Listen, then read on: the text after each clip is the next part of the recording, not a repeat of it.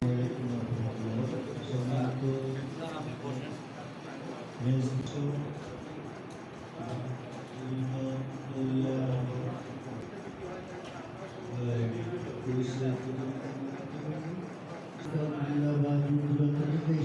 এই জন্য আপনাদেরকে আমি আন্তরিক। আমরা কতদিন ধরে আপনারা ধৈর্য ধরে আছেন, আমরা সজাগ দৃষ্টি রাখবেন। আবার এখানে ধরে তৃতীয় পক্ষ এসে যাতে না পায় সেই জন্য আমাদের সজাগ থাকতে হবে। বড় কথা আমরা হয়তো আপনার বুঝে পাচ্ছে না, বাট আপনি উপরওয়ালার কাছে জবাবদিহি করতে পারেন। মব কালচার থেকে আমাদের বেরিয়ে আসতে হবে। রাষ্ট্রে বিচার বা আমাদের রেজিস্ট্রার আছে, আবার আমাদের এমপি মহোদয় আছে। আপনারা রিভিউ করবেন। সবাইকে ধন্যবাদ। আর সম্বোধনের দরকার নাই, আপনারা দয়া করে আপনাদের নাম নিয়েও আমাদের কোনো সমস্যা নাই, মন্দির নিয়েও কোনো সমস্যা নাই। সমস্যা হলো ব্যক্তি হরিদাস পাল এবং রাম মূর্তি খোলা আকাশের নিচে নির্মাণ করাকে কেন্দ্র করেই আজকে আমাদের এখানে বসা এবং দীর্ঘ 1 মাস যে হরিদাসকে নিয়ে আলোচনা হয়েছে। হিন্দু ভাইরা অত্যন্ত সুন্দর কথা বলেছেন। হরিদাস যদি দোষ করে থাকে তাকে বিচারে আওতা আনা দরকার। এটা কি সম্ভব? আমরা তো কখনো ঠিক না।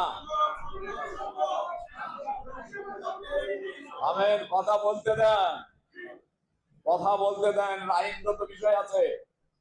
এমপি কি আইনের সমাধান একা করতে পারে?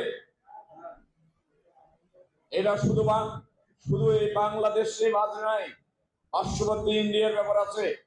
যে মন্দির উদ্বোধন করতে ইন্ডিয়ান হাই কমিশনার আছে, সেখানে এমপি সমাধান একা করতে পারে। ঠিক ঠিক বললে চলবে না ভাই।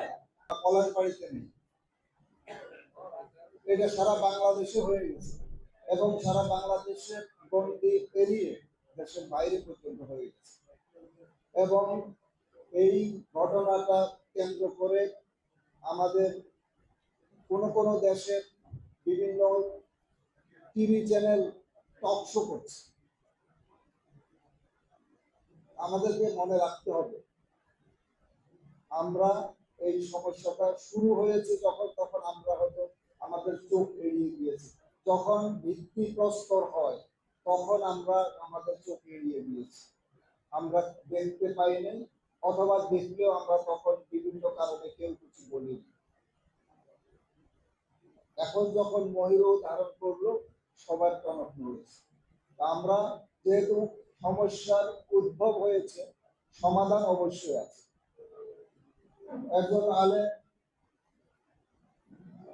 আলোচনার এক পর্যায়ে আমাদের হুদায়বিয়ার সন্ধির কথা বলেছেন।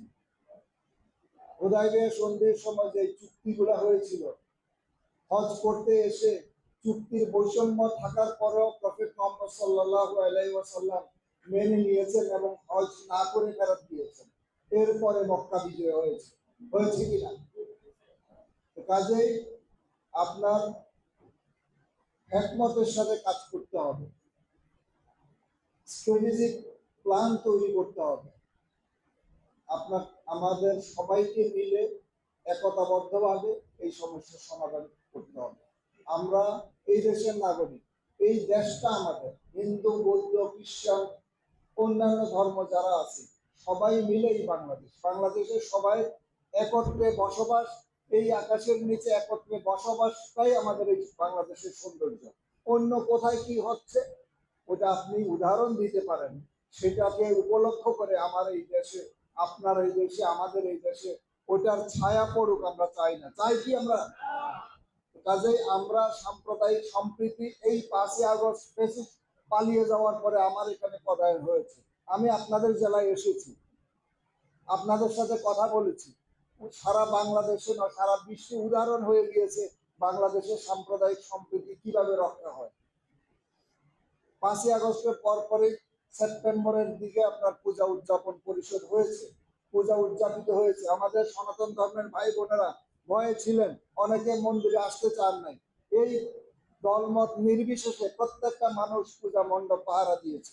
পুলিশের সাথে সাথে জনগণ, আলেম ওলামা, স্কুলের সবাই মিলে এটা করেছে, ধর্ম বর্ণ নির্বিশেষে সুন্দরভাবে, শান্তিপূর্ণভাবে এবং দ্বিগুণ উৎসাহ উদ্দীপনা নিয়ে পূজা পালিত হয়েছে। তখন কোনো সমস্যা হয় না। এই যে সমস্যাটা যিনি তৈরি করেছেন এটার পিছনে আপনারা যেমন মনে করছেন দূরভিসন্ধি আছে, আমাদের গোয়েন্দা সংস্থাও মনে করছে দূরভিসন্ধি আছে। এটা নিয়ে মহান জাতীয় সংসদেও আলোচনা হয়েছে একজন মাননীয় সংসদ সদস্য। তাহলে আপনারা বুঝতে পারছেন এটা কোন পর্যায়ে চলে গিয়েছে। এটা এখন সমাধান অবশ্যই হবে এবং সুন্দরভাবে হবে।